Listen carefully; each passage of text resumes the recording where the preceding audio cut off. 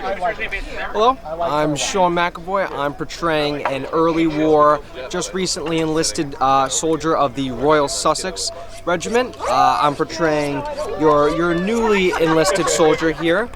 So we, at this time in the war, just recently dug in. The war has turned into a stalemate.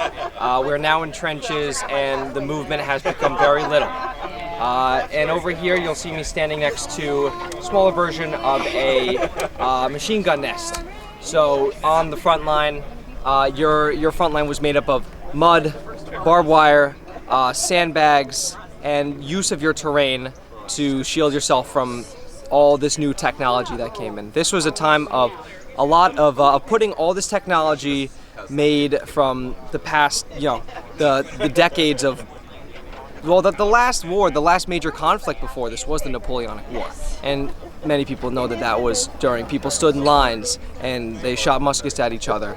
Well, there's been a lot of technology between then and in the Great War.